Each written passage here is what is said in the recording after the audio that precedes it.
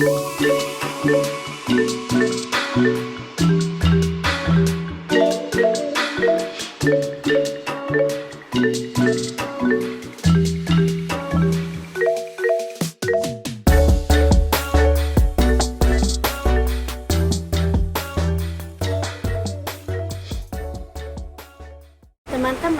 ada dua tokoh yang mengemukakan tentang cara kerja enzim. Nah, penasaran kan siapa aja tokohnya? Lalu, bagaimana isi teorinya? Yuk kita bahas. Halo teman-teman, perkenalkan nama saya Alfirka Ratu Felisa dari kelas 12 IPA 2. Kali ini kita akan belajar tentang teori cara kerja enzim.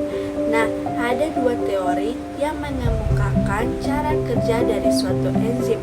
Yang pertama, teori lock and key, dan yang kedua ada teori induced fit.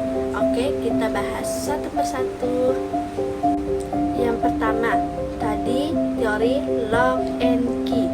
Teori lock and key ini dikemukakan oleh seorang ahli yang bernama Emil Fischer. Bagaimana sih bunyi teori lock and key itu?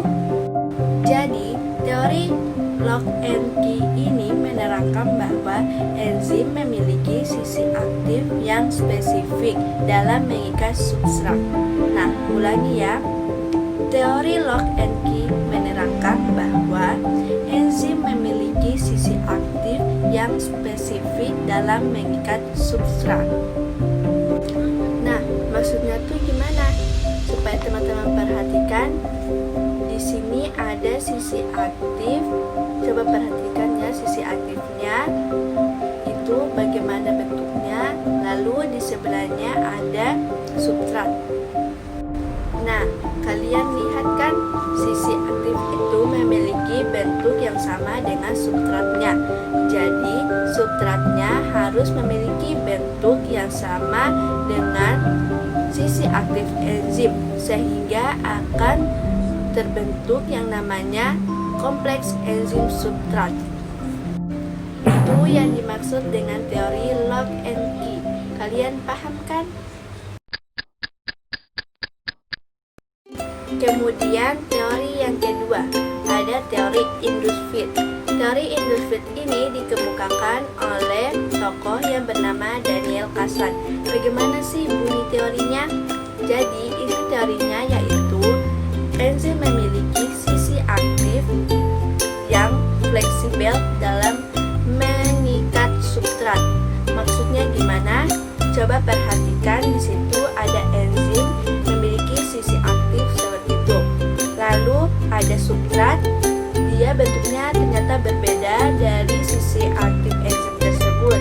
Nah, si enzim itu sisi aktifnya akan mengikuti bentuk dari substrat itu. Jadi bentuknya itu akan sedikit-sedikit berubah seperti bentuk substrat, sehingga akan terbentuk yang namanya kompleks enzim substrat. Jadi sisi aktifnya itu fleksibel, dia akan mengikuti bentuk dari substrat. Kalau yang pertama, sisi aktifnya itu spesifik. Pokoknya kalau sisi aktifnya seperti itu, substratnya juga harus seperti itu. Tapi kalau yang kedua, sisi aktifnya itu fleksibel aja dalam mengikuti bentuk substrat tertentu. Nah, kalau yang pertama yang namanya teori lock and key itu bagaikan gembok sama pasangan kuncinya. Jadi langsung klik aja gitu. Tapi kalau yang kedua itu tidak, karena dia tadi fleksibel. Jadi dia bisa mengikuti substrat apapun.